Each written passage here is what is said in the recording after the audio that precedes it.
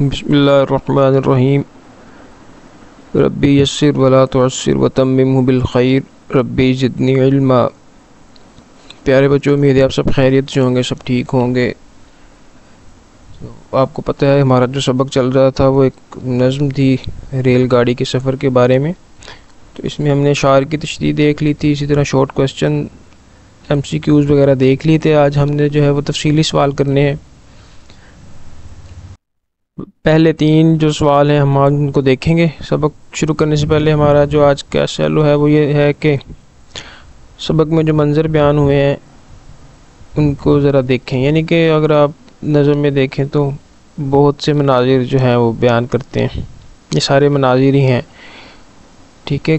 جیسے کہ کھڑکی سے کسی نے مورچہ بندوں کو للکارا، یہ ایک منظر کشی ہوتی ہے نا۔ اسی طرح کوئی آدمی جو ہے وہ کھیت کے گنے جو ہے وہ ڈبے میں لے آیا ہے، کوئی بوڑھے آدمی جو ہیں وہ حقے بھی ساتھ لے کے پھر رہے ہیں، تو کچھ لوگ ایسے ہیں جو بستر میں جو ہے وہ ہر چیز باندھ کے لے آئے ہیں۔ یہ ایک مناظر ہے اس نظم کی، سین آپ کہہ لیں انہیں۔ اب ہمارا جو آگے سبق ہے کویسچن نمبر 2 کا پہلا سوال، ریل گاڑیوں اور جہازوں کے سفر کو ماحول دوست بھی کہا جاتا ہے، کیوں؟ وجہ بیان کریں۔ یہ شروع میں جب ہم نے نظم شروع کی تھی تو یہ شروع میں بھی میں نے آپ کو اس کے بارے میں بتایا تھا کہ اصل میں جو ٹرانسپورٹ کا جو نظام ہوتا ہے، ریل گاڑیاں، جہاز، اسی طرح بسیں جو ہیں یہ بھی اس میں آ سکتی ہیں، تو یہ آلودگی کو کم کرتا ہے، فضائی آلودگی، شور کی آلودگی جو ہے اس سے کم ہوتی ہے۔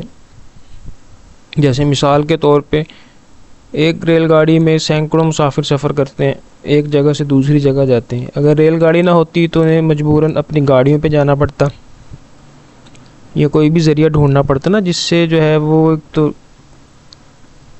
شور پیدا ہوتا، شور کی آلودگی پیدا ہوتی، اسی طرح فضائی آلودگی پیدا ہوتی۔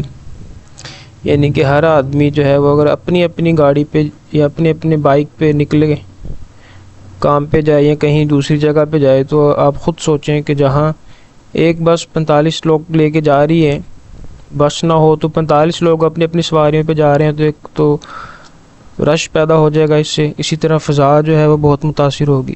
اس لیے جو ہے وہ گاڑیوں، جہازوں اور ریل گاڑیوں کو ماحول دوست کہا جاتا ہے۔ آگے ہے مزاح کے حوالے سے اس نظم کی خوبیاں اپنے الفاظ میں بیان کریں، ٹھیک ہے۔ مزاح یعنی کہ مزاحیہ جو اس نظم کا انداز ہے، اس نظم میں کیا خوبیاں ہیں، آپ کو کیسے جو ہے یہ نظم متاثر کرتی ہے۔ یہ ایسے ہی ہے جیسے کچھ لوگ ایسے ہوتے ہیں جن میں یہ خوبی ہوتی ہے کہ وہ پریشانی میں بھی آپ کو خوش کر دیتے ہیں، ہنسا دیتے ہیں، ٹھیک ہے۔ جیسے آپ ان کے پاس اگر بیٹھے ہیں تو کوئی لمحہ ایسا نہیں ہوتا جس میں آپ مسکرا رہے نہیں ہوتے، یعنی کہ ہر لمحہ یوں گزرتا ہے جس میں آپ مسکرا رہے ہوتے ہیں۔ اسی طرح یہ نظم ہے کہ یہ اپنے مزاح میں بڑی بہترین نظم ہے، بڑا اچھا انداز اپنایا گیا ہے کہ جو بھی اس کو پڑھتا ہے تو اس کے چہرے پر جو ہے وہ مسکراہٹ رہتی ہے، اور بعض اوقات کبھی کبھی وہ زور سے کہکا بھی لگا دیتا ہے۔ یہ خوبیاں ہوتی ہیں مزاح کی۔ تو آگے ہے کہ آپ کو یہ نظم کیسی لگی، کیا اس کا حقیقی زندگی سے کوئی تعلق ہے؟ ظاہر سی بات ہے، اگر اس کا حقیقت سے کوئی تعلق نہ ہوتا تو میرا خیال ہے کہ یہ نظم ہی نہ لکھی جاتی۔ تو شاعر نے عموماً یوں ہی ہوتا ہے نا، حالات کو دیکھتا ہے پھر اس کو قلم بند کر دیتا ہے۔ باقی ہمارے اگر آپ ریلوے اسٹیشن پہ کبھی جائیں، جائزہ لیں، تو آپ کو یہ صورتحال وہاں بھی نظر آئے گی۔ اسی طرح جو بسیں ہیں، جو لوکل بسیں ہوتی ہیں، جو سواریاں جو ہے وہ بہت زیادہ اٹھا لیتے ہیں، اندر پاؤں رکھنے کی بھی جگہ نہیں ہوتی، تو اس کا وہاں کا اگر آپ صورتحال وہاں کی دیکھیں تو آپ کو اندازہ ہو جائے گا کہ اس نظم کا جو ہے حقیقی زندگی سے گہرا تعلق ہے۔